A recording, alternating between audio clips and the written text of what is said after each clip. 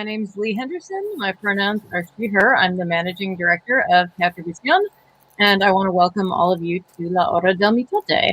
And we're here every Friday at 7 o'clock on Facebook and YouTube, talking to different artists and activists and community members.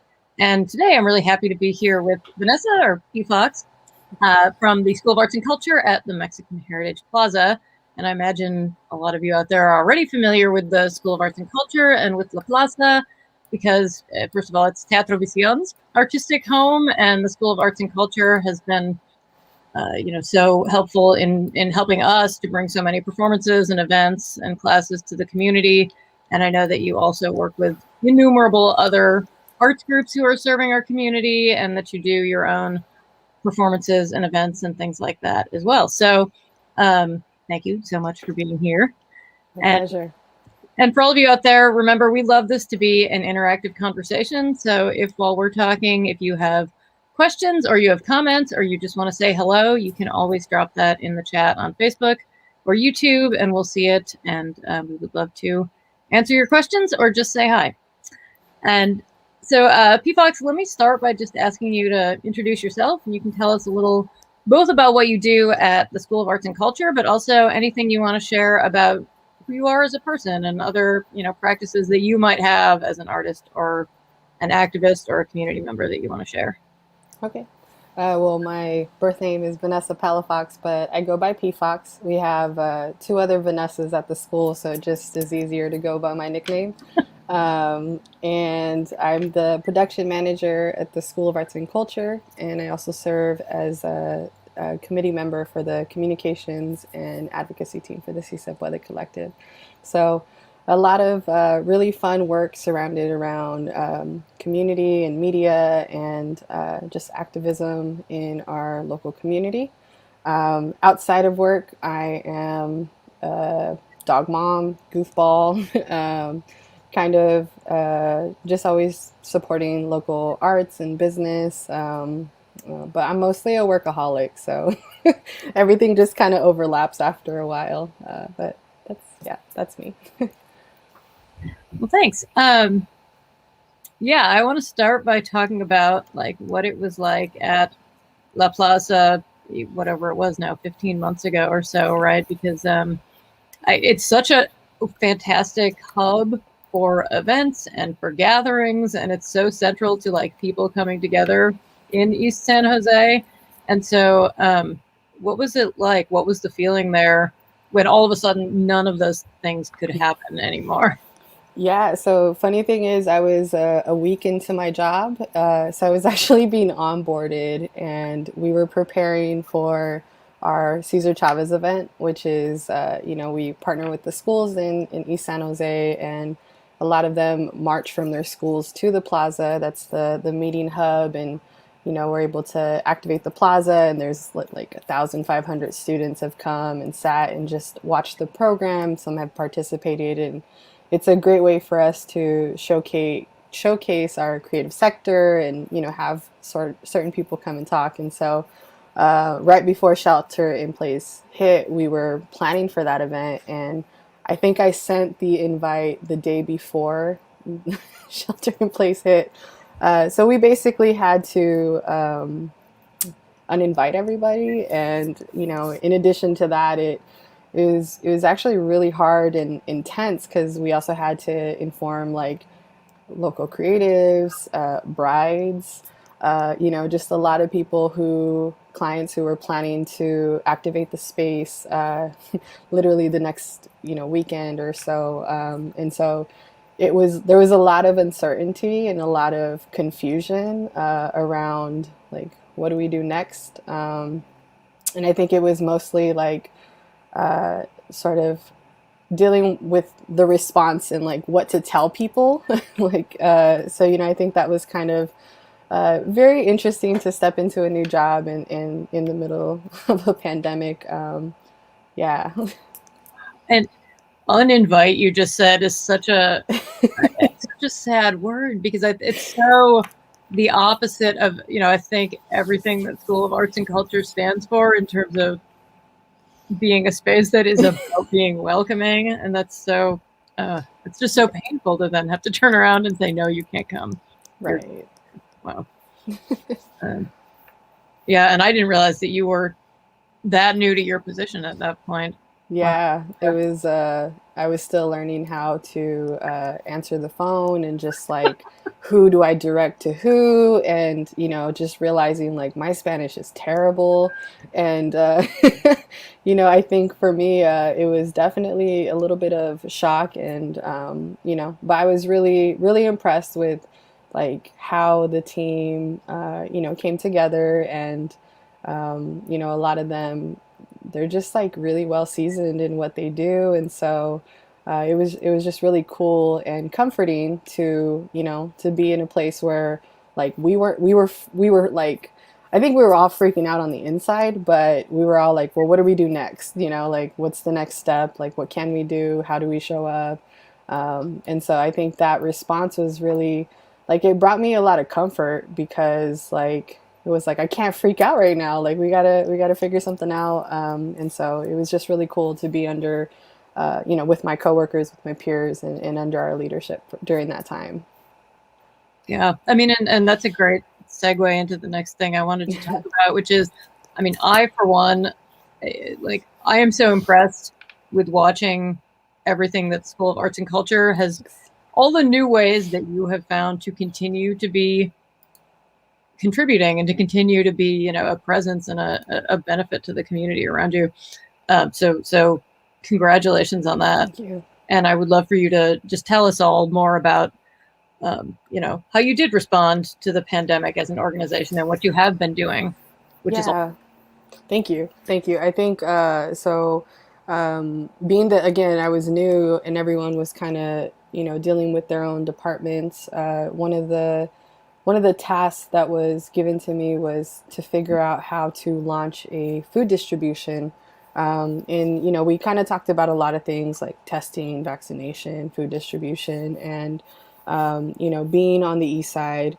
I was involved in a lot of schools. I did city year at Lee Matson Middle School, and I know the Alum Rock bus stop is there, and we just, when you think about COVID, when you think about like kids at home, the reality is a lot of them rely on school meals. A lot of them rely on that support, those things, and so that was a real conversation we had to have of like, well, what can we do? And the one thing that kept hearing the theme is, we have the space and we know how to move people. And so that message of we've been groomed and shaped to step up for such a time as this, was kind of the like motivation we needed to go out and figure out like, how can we be an asset to our community? And I mean, it's cool now that things have relaxed, but you were afraid to stand next to somebody, let alone be on the same bus. And a lot of our we have a senior citizen home right behind us, and so just there's not really a lot of resources to food, or that we were aware of, in our community. And so that's the first thing we were able to do. And so we were able to partner with Second Harvest Food Bank, and they came through, and I think we started June. We started with 400 boxes. We were doing it twice a month. And slowly we kind of started getting the groove of things, and our community engagement program manager, Edgar, was partnering with San Jose Museum of Quilts and the Tech Museum, and we were assembling art kits to send home to kids so that they had things to do. Because distance learning was hard. Like when you think about the big picture, there was so much happening, and the effect that it was having on our kids, our families. Like we just wanted to see how we could do what we do, but send it home and make it safe. And there was a lot of learning and things like that went into it. And then shortly after, we were able to partner with Gardner Family Health, and we were starting out with COVID testing, which was important because a lot of people were starting to go back to work, and they couldn't work unless they knew, if they were COVID negative. And then eventually we were able to start vaccination. So, it was kind of like a slow wait to get to where we wanted. But yeah, those, I would say those were like the three ways we were able to step up, which it is a lot. And it took a lot from the work that we actually did, because regardless of whether you were in events or you were an arts ed teacher or you were, you know, the guy that was ushering people into the theater, like everyone in our community stepped up to serve, and some people volunteered, you know, some people were just really faithful in showing up, and that was just really encouraging to be a part of a community that we're down to be a part of the solution. So yeah. Do you know how many people you served in all these programs that you've been doing? I don't know the full number. I'm closer to the food. Yeah. I did hand it over, but I think the number was like 13,000 boxes of food we were able to serve. Wow. I'm also really dyslexic, so that number could be off. But I don't know about vaccinations. I helped a few times, like, you know, I helped bring people in, and I helped, you know, man the lines and pass out clipboards and stuff, but I wasn't involved with knowing the numbers. But we had a good turnout, in particular with vaccination. You know, it was, we take it for granted because we're lucky to be, you know, exposed to technology, but there were like seniors who didn't know how to navigate the web. There were seniors who didn't know how to look for appointments. And so a lot of what our job became was being translators, being sort of that, like, you know, let me explain to you what this, you put your name here kind of thing. And so it was really humbling and really, yeah, it was moving. It was a lot. It did take a lot of energy out of you at the end of the day, just from answering the same three questions, and you know, just you know, people would come for food and ask about something else, and not always having an answer to that. But yeah, it was a lot of people. I mean, I just think it says so much about both about like you and your coworkers as people, and Mhm. about the institution of the School of Arts and Culture, that you know, that you were able to so quickly do all these things, that people would trust the facility, and in a, you know, for a totally new purpose in that way. You know, I don't know if you want to, if you have any thoughts, or if you want to speak to, like, you know, what it is about the organization that makes that possible, right? Because I think there are not a lot of like art centers that would as easily have been able to, or would even have thought to necessarily, you know, make that significant of a transition Yeah, in the way yeah, that they're serving the community, you know? definitely. And I mean, I also want to bring light. This is like post George Floyd, you know, Breonna Taylor, sort of like, you know, there was a lot going on, you know, politically, socially, like the presidential election was coming. We were able to, you know, host Avenida de Altares, which was a drive-through event, and also be a voting center. And so, yeah, we were really busy. It was a lot of work. And I do want to say the School of Arts and Culture could not have done it alone. Like I said, a lot of our volunteers, and also a big shout out to the Si Se Puede Collective, because they were also on the ground with us, helping to go, you know, door to door. We have a group of women and gentlemen also, called guerreros, and they would go door to door, knocking, asking if people needed services, because some people had mobility issues, and some people had, you know, were afraid to leave their home. And so, you know, it definitely was not just us. It was, you know, it was awesome to, I say this a lot, but I feel like we're the platform and the megaphone for our community. We like to be the space where people can come and, you know, do their thing, and, you know, say their message, and you know, we want to support them and help them how we can. And it was organizations like Vegilution that were also on the ground doing food distribution, Somos Mayfair, you know, Grill Family Services, and Amigos de Guadalupe, sort of stepping in for folks that didn't know how to navigate through the resources, and they're still out there passing out flyers and giving out free PPE.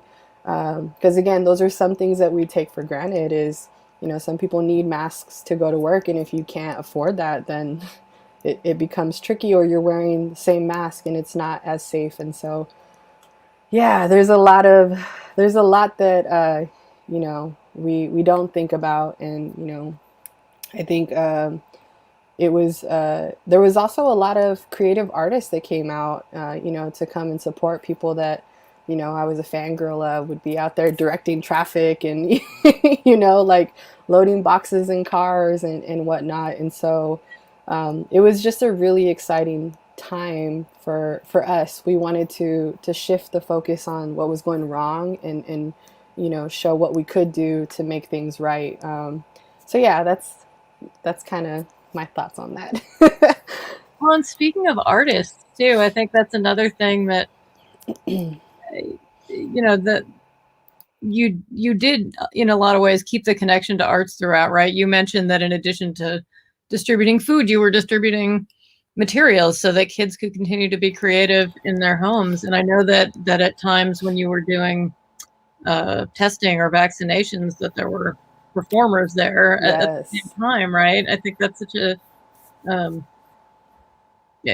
it's so wonderful that you're able to still have some of the art that is central to the Mexican Heritage Plaza Yeah. and integrate that with. Yeah, that happened with in partnership with San Jose Jazz. They help provide a lot of musicians to help us, pay musicians to come out and safely perform. And even that was weird. Like, we had to do it outdoors. And I think the first time we scheduled it, it was a rainy day. And so we had to shift what we were doing. And, I think if anything, that's what this last year has taught us is like, just be prepared to kind of wing it, but like also have a backup plan and, like trust your team and, trust yourself, that you can do it. I think that's kind of like, things are not going to always be ideal and they're not going to be how you planned them. But, I think what I've learned is, it's not always about like, it being perfect, and I have a hard time with that, but someone is someone's relying on that, or someone is looking forward to that. And I think I think as a team we've come to to understand, like, all right, we this is kind of boring and this is not what we want to do, but this is what we need to do in order to get to where we want to be. So this year has been interesting. Something that's really been striking me as you're talking to is just how many partnerships you're mentioning in everything you describe, right? You've talked Yes. about Jazz and Second Harvest and Vegilution and Somos Mayfair and Gardner Health, right? I were those partnerships that you all had already that helped you to be able to draw on those, or is that something that came about as a result of all the things you were doing around COVID? Yeah, I think the Second Harvest and Gardner partnership was really new, but I think San Jose Jazz has always been a partner of ours. I also feel like we have a strong Mali network, and so we had a lot of Mali alumni come and volunteer, and it was just us putting a mass email out saying, hey, come volunteer, or social media was a big component to us sort of communicating with folks. And at the time, people lost their jobs, people didn't really have things to do, so they were like, well, yeah, let's do this. And so for us, it was a way to keep them occupied. And yeah, but I think the partnerships have always, I think, been there. So yeah, I mean, I think just everyone had some limitations, but they were trying to navigate and figure out, how can we support, how can we show up, how can we help. But yeah, no, we definitely couldn't have done it alone. And thanks to everyone who who showed up last year and helped us make this possible, because that we couldn't have done it by ourselves. Yeah, for sure. Do you have any other lessons learned or like success stories that you want to share from past year? Let me see. Jeez, I feel like this whole year has been just like grooming me. I don't know. It's been a really like mentally and emotionally challenging year. I lost my grandfather. Just like, he's always been sort of the rock of our family and the person that, I think I get my stubbornness from. I think uh, just like dealing with your personal life in addition to coming and serving is a challenge. And I'm still going through a lot of like professional development and just trying to figure out how to show up as my best self as a leader in at work and also in my community. And it's hard, but I think self-care is really important, and also just awareness of others. I think that is one thing. Like for me, when I get low and when I get down, I always think like I should reach out to somebody. Partially because like if I'm going through it, like my sister or my bro is also probably going through it, and I think for me that always seemed to be true. Is everyone's kind of going through something. And so, yeah, just, it's a weird year, but, I think like, one of my mentors always said this, like tension is good because it like pulls out the best from you. And, those like one of those deep talks where you're just like, that's not what I want to hear right now. But I think during this last year, it really, like it felt like, oh, okay, this makes sense. So, yeah. I love that. Thank you for sharing, and I'm sorry to hear about your grandfather. It's all right. He's definitely left his legacy behind. So, yeah, thank you for that. Yeah, thank you. And just for anyone out there who's just joining us, just to remind you, this is Teatro Vision's La Hora del Mitote. We're here on Facebook and YouTube every Friday at 7, and also on Create TV. And today I'm talking to Pfox, or Vanessa, from the School of Arts and Culture at the Mexican Heritage Plaza. And if you have questions or comments, or if you just want to say hi, we always love to interact with you. So please feel free to make your comments on Facebook or YouTube, and we would love to hear from you. Okay, so we've been talking about what you were doing during the pandemic. Let's talk about what is happening now, because things are reopening and we're finally at a place where all of us as organizations that are used to bringing people together can finally start thinking about doing that in the real space again. So like what's on the horizon now at School of Arts? Yeah, so one of the things we were also able to do that is exciting to kind of reevaluate is events. So we did a lot of virtual events. We had to take what we were doing and sort of modify it. So we did drive-throughs, we did, virtual events, etc. Coming up is Make Music Day. That's happening June 21st. It is a Monday, but we actually will be hosting 2 stages.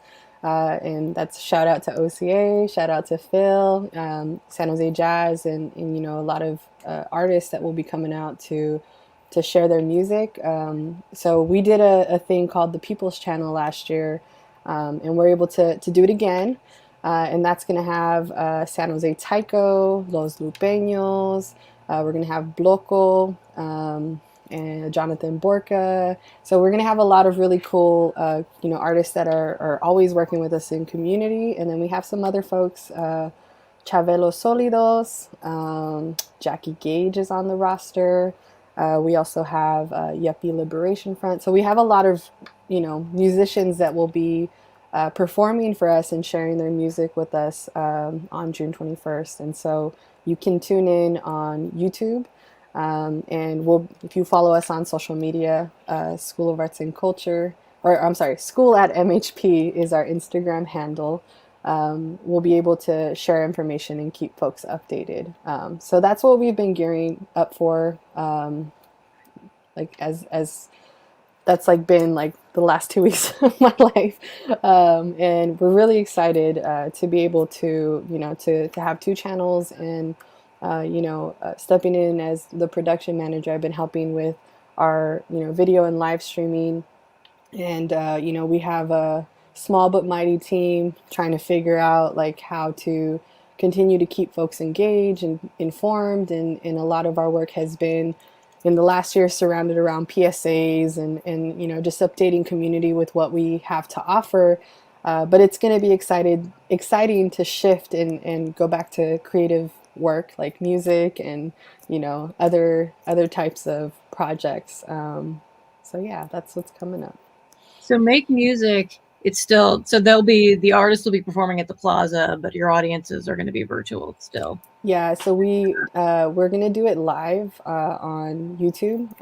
We're still not fully able to host folks in person. I think so. We will have a little private audience, that being just like the friends and family of the band, but it won't be open to the public, unfortunately. We're not there yet. I think after September, hopefully we can do something else. But definitely we'll have the school's YouTube page and also Vegilution's YouTube page activated, and sharing some of the art that was pre-recorded or live. Yeah, that's what's coming up. That's awesome.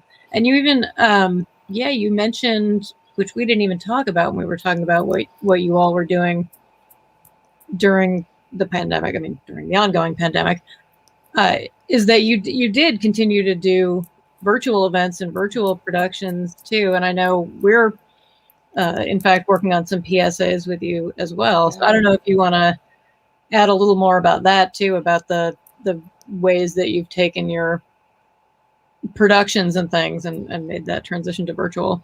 Yeah, I think one of the events we did virtually was Chile Mole Pozole. And, that was an event we would have in person. It was focused around food where people can come and taste the different recipes of, different regions.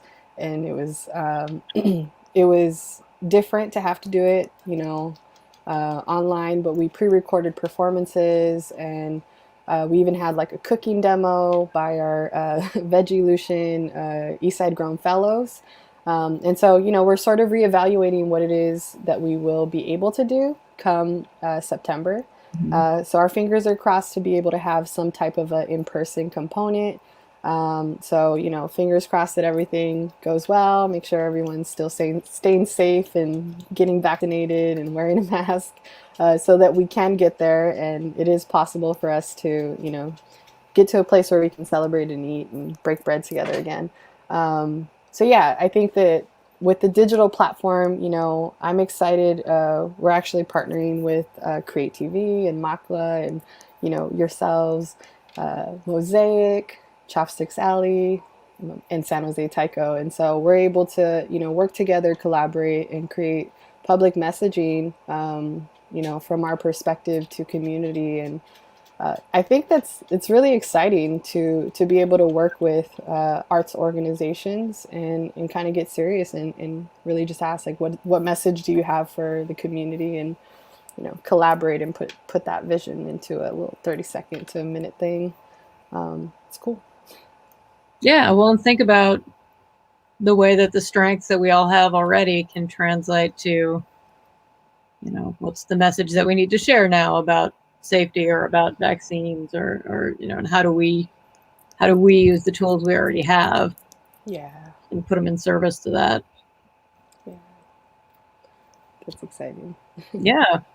Well, you mentioned like the hope that come September or later in the year we'll be able to have some kind of actually live in-person events again. So I don't know if you've got a little bit of a calendar. I don't know how much you have, how much and how much you can talk about for events that you're planning for later in 2021.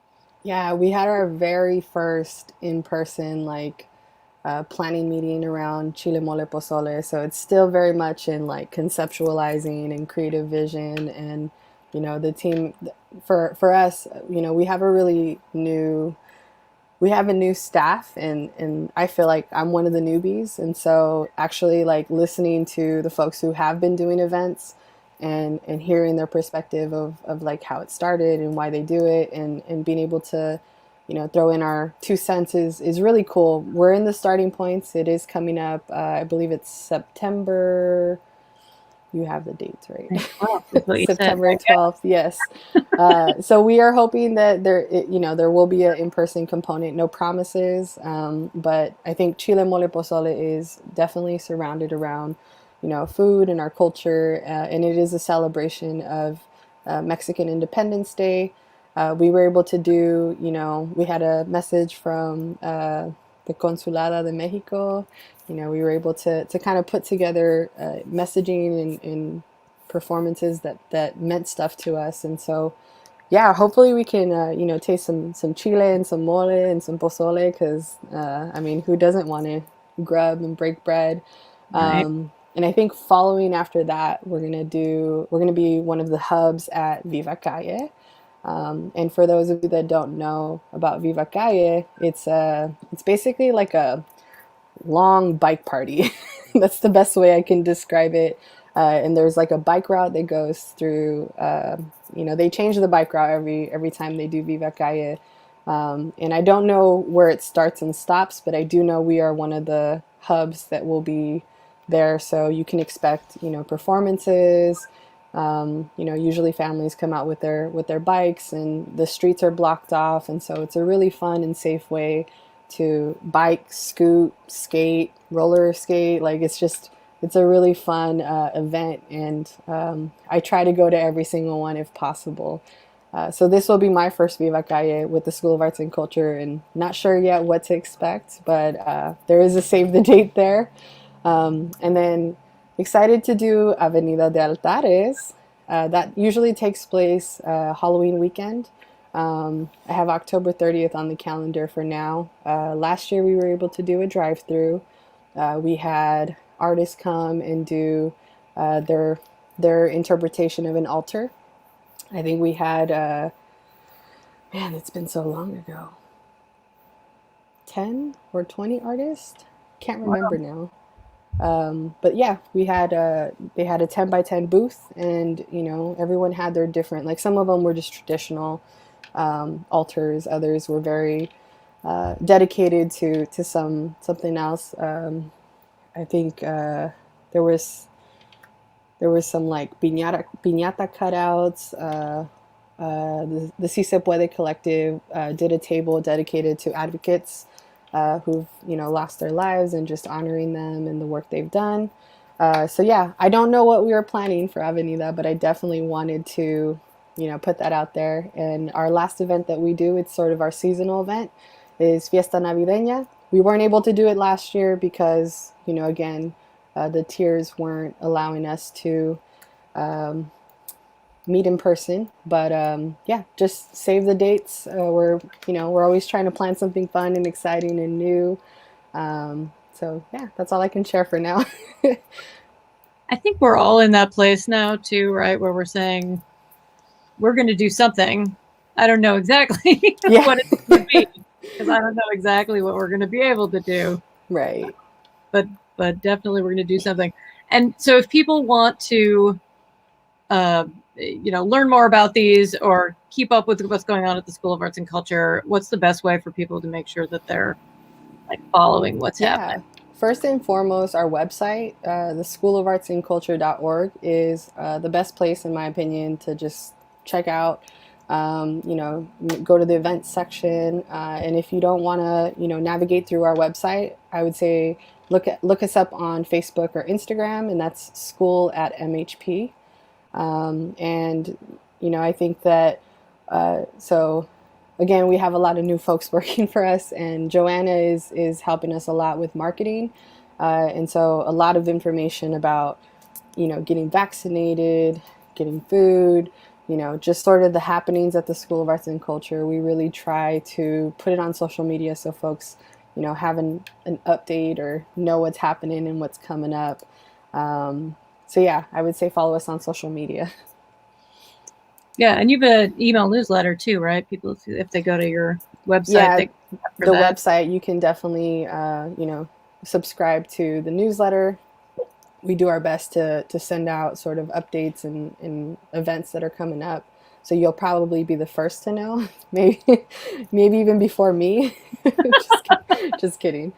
But yeah, there's we're hopeful. to, be able to get back into meeting again. And, I will say it is really exciting to, our community engagement program manager, Edgar, is working to get a lot of our arts organizations back. And so, Los Lupeños is safely practicing, Bloco is safely practicing, and it was really nice to have Calpuli back on site practicing. And I think walking out of work and, smelling the sage and the copal, it just felt like home again, because that was just a new norm. And just really excited to also see artists and arts organizations, doing what they do best, giving us hope and creating. And it's really exciting to working at the School of Arts and Culture is it definitely was on my list of places that I wanted to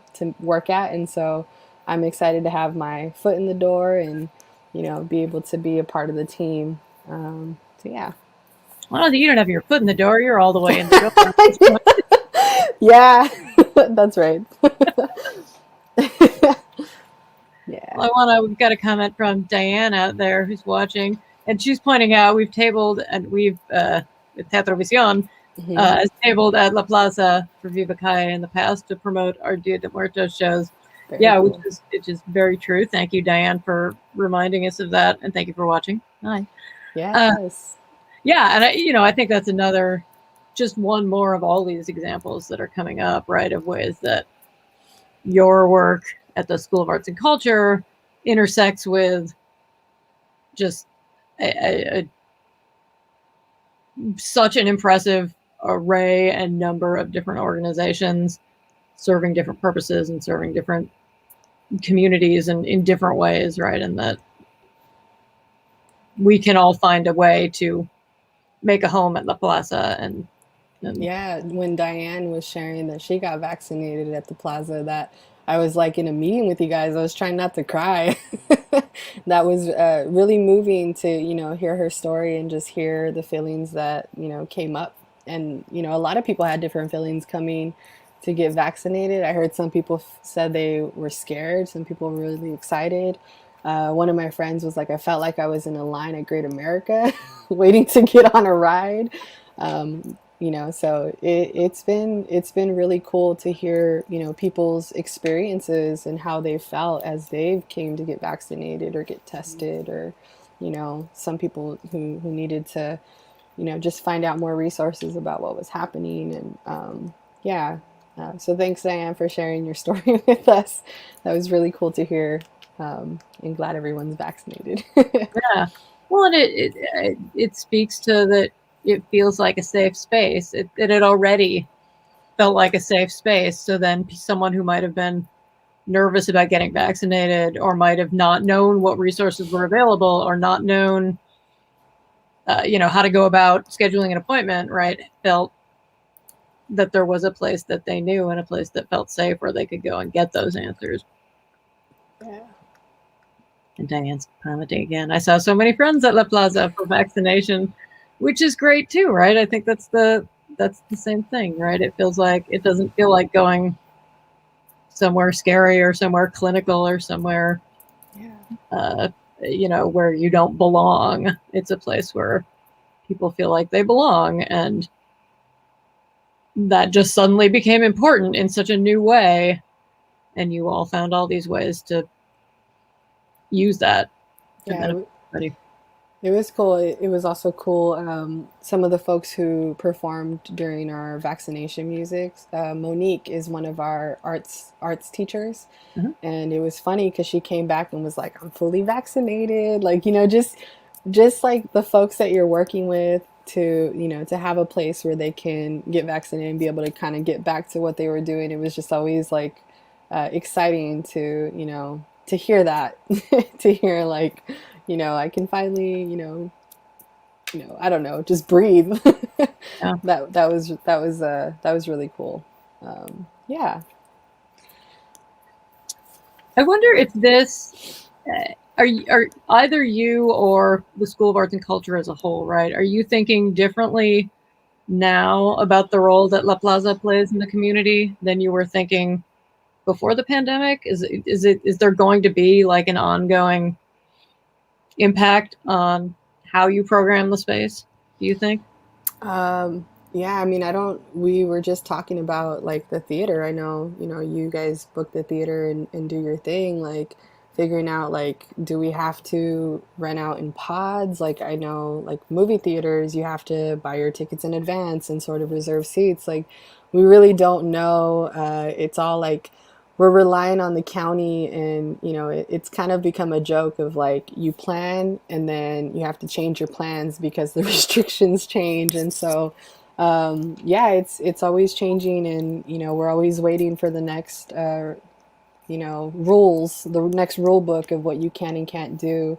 um, I think it's definitely brought in a lot of heightened awareness of like safety and precaution and preventative sort of things that we can do to keep folks safe. And I think the hard part is when you would try to book, now we have to ask like 5 more questions of like, is everyone vaccinated? Do you have everything you need to safely, host an event here? So that can be kind of annoying because it's a little bit more work to do for both us and the client, but I think, we're just hoping that, it becomes the new norm and everyone's on board, and we can figure out a way to safely host events again. I really can't wait to see that. I've been there for a year and haven't seen like the plaza activated in all of its fullness, but I'm really looking forward to a time when that's happening. But yeah, it's different. It definitely is different. And again, our team is just always chipping away, reading what the new requirements are, and even when they change, sometimes we have to do what makes sense for us. For example, we have a big canopy in the middle of the plaza, so what people wanted to do in the plaza might not be able to happen because we are still serving our community and vaccinating them. And on that note, I wanted to give a heads up that June 30th, we are going to be ending vaccination. And so just a quick push, if you haven't gotten vaccinated, Tuesday, Wednesday, and Thursday at the Mexican Heritage Plaza, it's a safe space. You don't have to make an appointment. You could just walk up. You don't need insurance. You just come, fill out a form.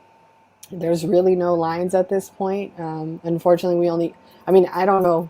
Everyone has a different opinion about what vaccine to take. We only have Johnson and Johnson just because it's a sort of one shot versus a 2 shot. And so, if you're on the fence about whether you should or shouldn't, I want to encourage you to consider coming to get vaccinated at the School of Arts and Culture. And yeah, I think the best way you can know if you're ready is talk to your doctor and see if it's the right time for you. But yeah, Yeah, thank you. No, thank you so much, please. And yes, definitely.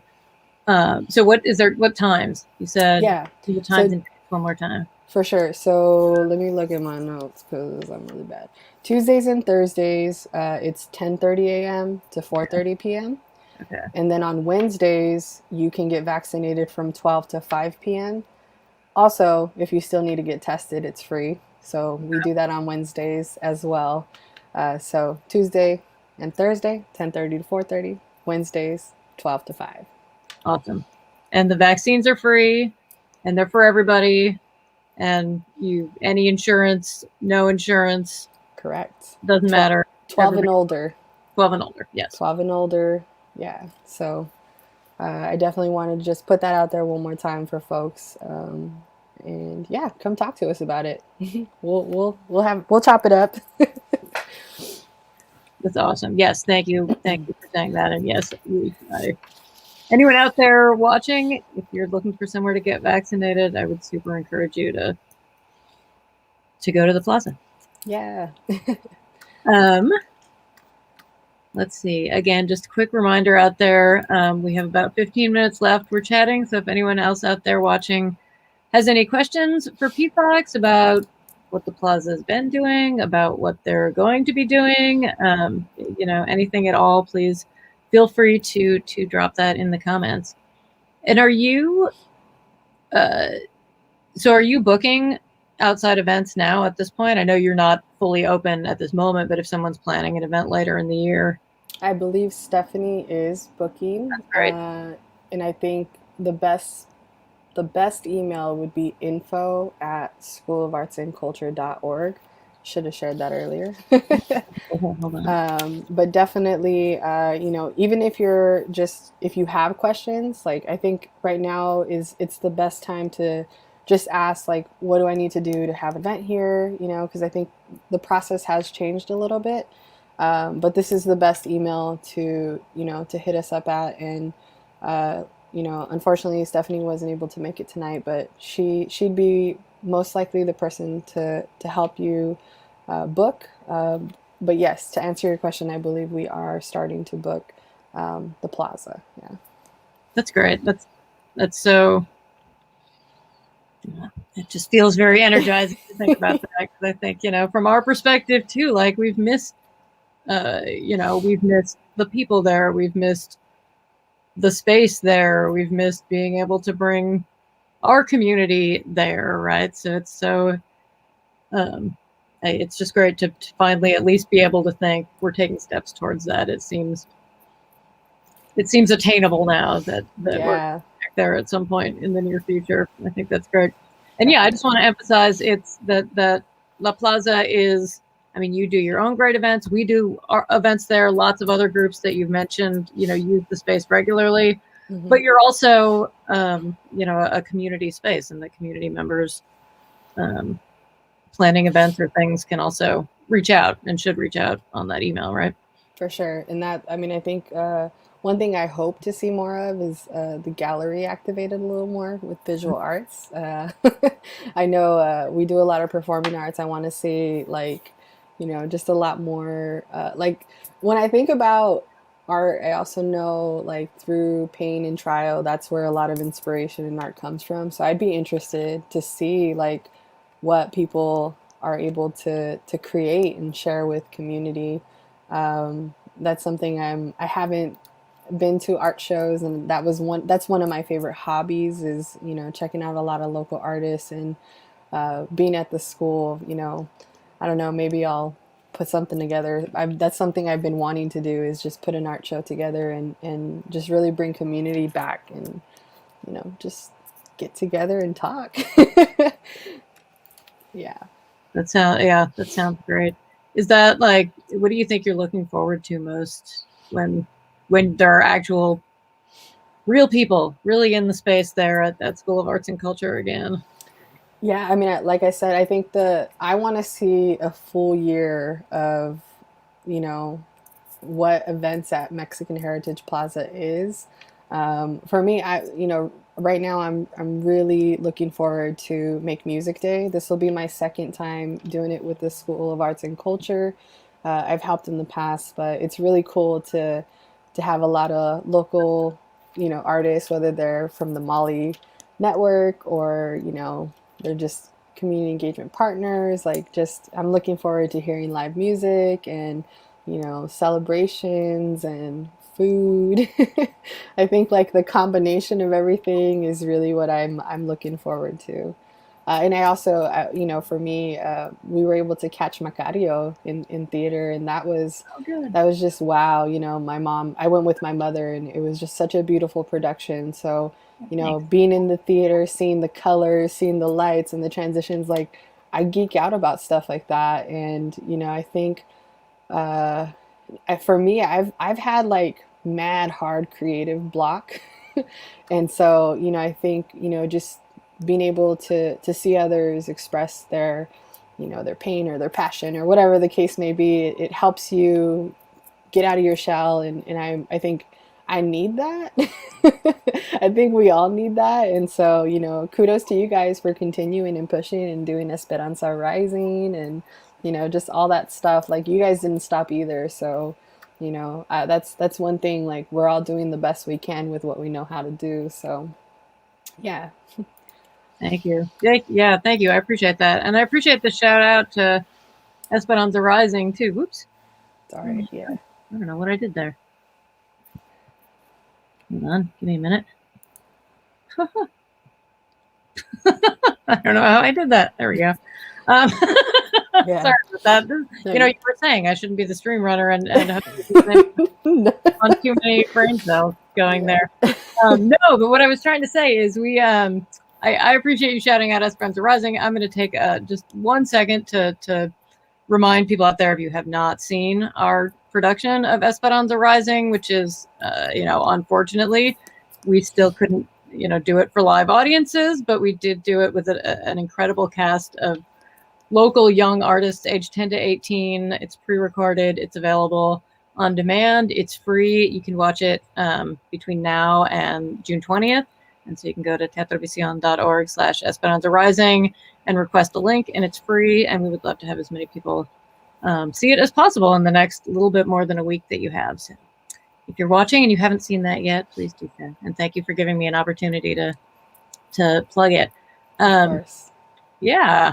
Which now that since we're talking about Esperanza Rising, let me ask you one more question. We've been talking a lot about hope here at Teatro Vision because we've been doing Esperanza Rising, and in fact, as part of that, we reached out to people in our community and invited them to share what has brought them hope over the past, pandemic or in general, right? And so, I don't know, do you want to share what's bringing you hope? What has brought you hope?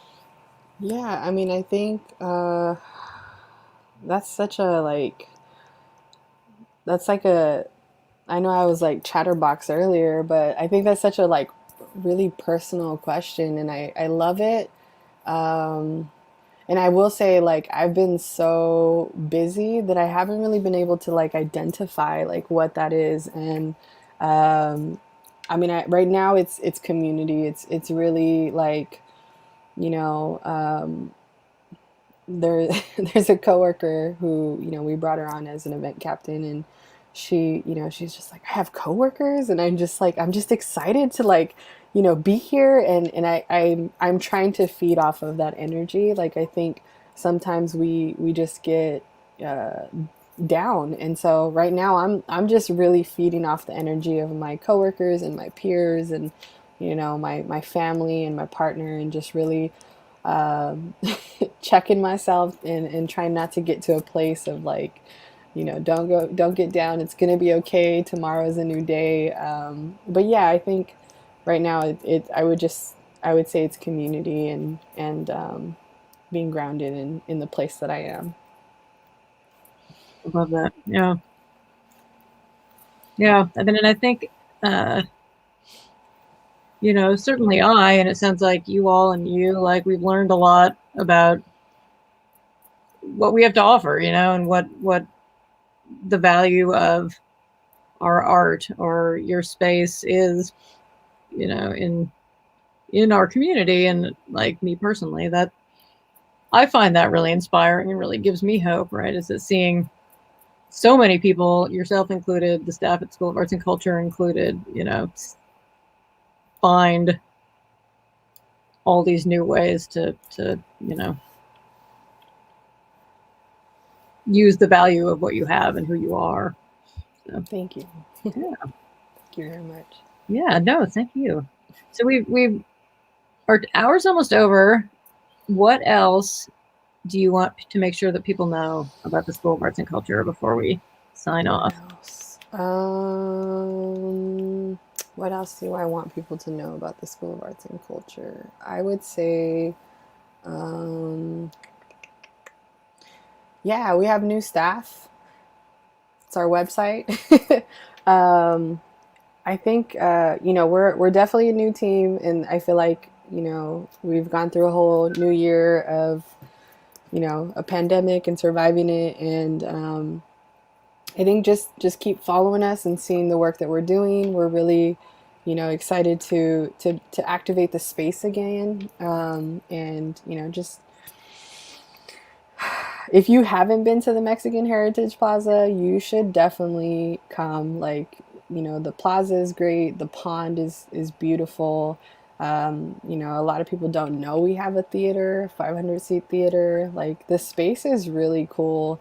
We have classrooms, we have gallery, studio space, and so, as you're trying to get back into the swing of things, like, consider us, your next venue. Consider us your practice spot.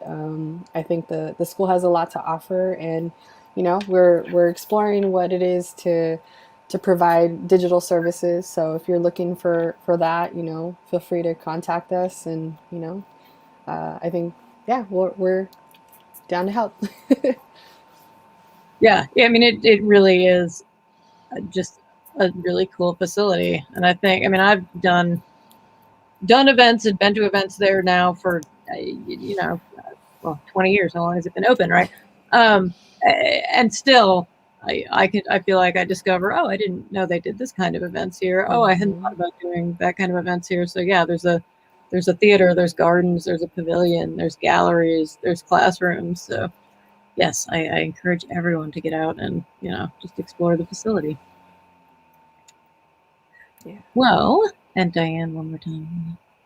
Says thank you for coming on our La Hora del Mitote program. Very useful information, which is true. My pleasure. And I also want to say thank you so much for being on La Hora del Mitote and taking the time to just sit and chat with me tonight. It was really nice, learning about you and about everything that's been going on at the plaza. And I can't wait until we are back. I can't wait until our audiences are back. And hopefully it will not be too much longer before we can all make that happen again. Right. Thank you for having me. It was really fun. And yeah, thanks for doing this. And thank you all out there watching. Thank you for joining us on La Hora del Mitote. We love to have you here and meeting new people with us. And we're here every Friday, 7 p.m., Facebook and YouTube, and also on Create TV. So I hope that you will continue to join us in future weeks. And in the meantime, take care of yourselves and be well. And we will see you next week. Thank you so much. Thank you. Shout out to Create TV.